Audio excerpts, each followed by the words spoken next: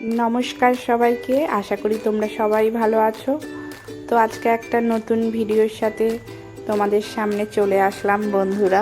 तो आज के शनिवार, तो आज के एकटूखानी बड़ो ठाकुरेर बारेर पुजोर उपোস करेছিলাম। तो तार जोन्नो सेखाने जाबो करेई रेडी हच्छी।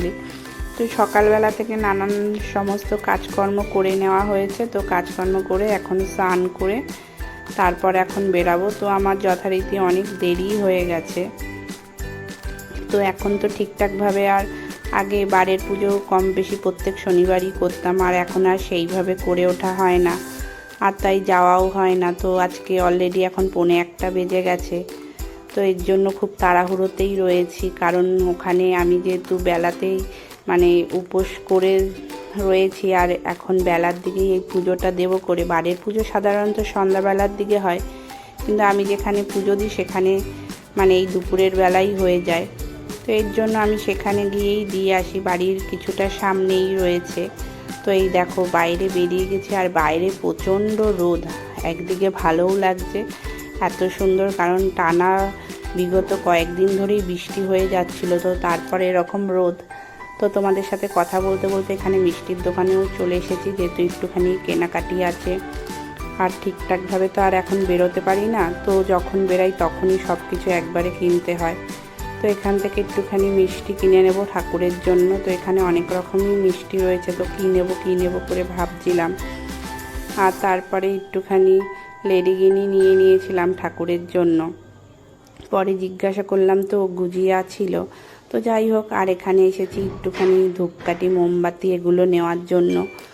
আর আমি ভাবছি কতক্ষণে আমাকে দেবে, কারণ দোকানে আরও লোক ছিল কম বেশি।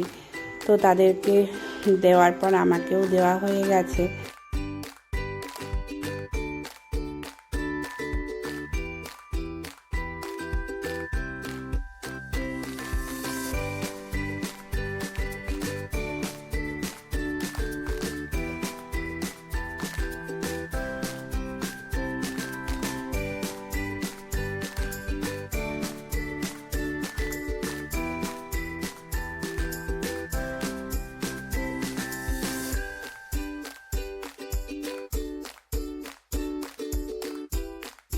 তো এখন পুজো শেষের মুখে হয়ে গেছে, আর প্রথমে ঢুকেই তোমাদের সাথে কিছু দেখাতে পারলাম না। পুজোর জন্য যা সামগ্রী কিনেছিলাম সবই তাড়াতাড়ি করে দিলাম, কারণ আমার আস্তে আস্তে বেশ দেরি হয়ে গেছে। তো এই সময় অনেকেই প্রায় আসে যারা দেয় পুজো।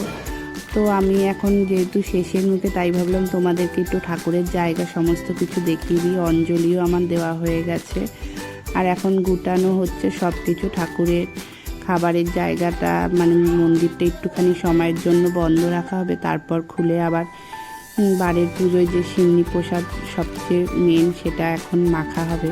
তো তারপর একটুখানি এখান থেকে প্রসাদ নেব। তো এই দেখো এখন ঠাকুমাই সব কিছু করে, আর তার সাথে যারা আসে কম বেশি তারা হাতে হাতে সব কিছু করে দেয়।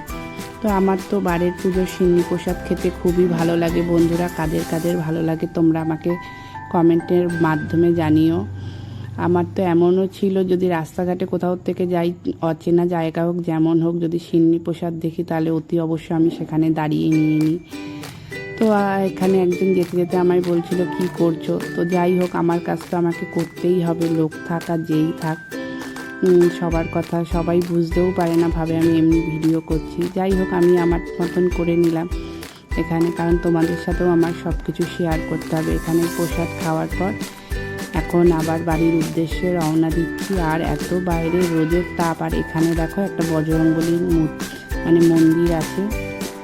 তো সেখানে একটু প্রণাম করে নিলাম। এবার বাড়ির দিকে একদম সোজা রওনা, কারণ ওখানেও ছেলে রয়েছে কম বেশি, তাকে গিয়ে খাওয়াতে হবে। আর তার আগে একটুখানি আমি আমার বাবার ওখানে ঢুকলাম।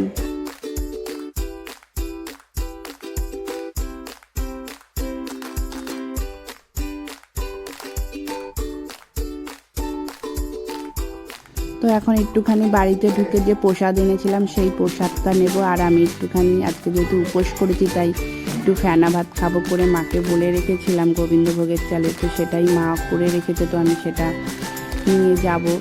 তো এর মধ্যে ওটা নিয়ে নিয়েছি। আর এদিকে শ্বশুরবাড়ির সামনে ঢুকে গেছি। এই যে মন্দির বন্ধ হয়ে গেছে, আমাদের বাড়িতে ঢুকতে সামনেই মন্দির রয়েছে। আর এখানে একজন এই যে সব জিনিসপত্র নিয়ে বিক্রি করছে, তো একটুখানি দাঁড়াতে হয় আমাদের মেয়েদের। আগে যখন আইবুড়ি ছিলাম কম বেশি ইয়ারিং ফিয়ারিং দিতাম, এখন আর সেই সব লাগে না। তো এখন তো ঘরের জিনিসপত্র, মেয়ের পড়ার একটা টেবিল খুব দরকার, কারণ ছেলে এত দুষ্টুমি করে, সব টেবিলগুলো পড়ার ভেঙে দেয়। আগেও বেশ এই নিয়ে 3টে কি 4টের মতন কেনা হচ্ছে। তো এর জন্য একটা টেবিল না হলে খুব অসুবিধা হয়। তো এর জন্য এখানে একটা টেবিল দেখে নিচ্ছিলাম, যে টেবিলটা খুবই প্রয়োজন। তো এই যে টেবিল কিনে নিয়েছি, এখন চলো ঘরের দিকে যাই।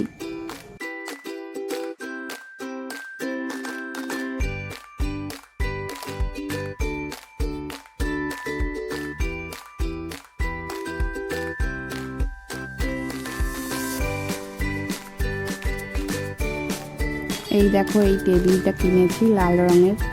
তো এখানে আবার লুডো খেলার মতন রয়েছে, আর আমার আগের টেবিলটাও ওপরে রয়েছে মেয়ের পড়ার। তো এটাতে ছেলে বসে ভেঙে দিয়েছে। তো এই দেখো ভাঙা টেবিল। আর এখন যত দিন যাচ্ছে টেবিলগুলোর সাইজ মনে হয় ছোটো হয়ে যাচ্ছে, তাই এই টেবিলটার সাইজটা আমি একটুখানি মাপছিলাম, যে একটু ছোটো লাগছে মনে হয়। তো দেখো, তো বলো তো এটা কোনটা বড় নাকি কোনোটা ছোটো, না ঠিকই আছে, দুটোরই মাপ। তো এর কিছুক্ষণ না, রাতের দিকে একটুখানি এখন যা মানে ওই উপোস থাকার পর বাড়ির পুজোর যে গোবিন্দভোগের চালের ফেনা ভাত নিয়ে একটু বসেছি, আর আমার সাথে সাথে আমার ছেলে মেয়ে দুজনেই চলে এসেছে। তো তারাও একটুখানি নেবে করে। তো আজকের মতন ভিডিওটা এখানেই শেষ করছি বন্ধুরা। সবাই সুস্থ থেকো, ভালো থেকো। তো চলো, টাটা।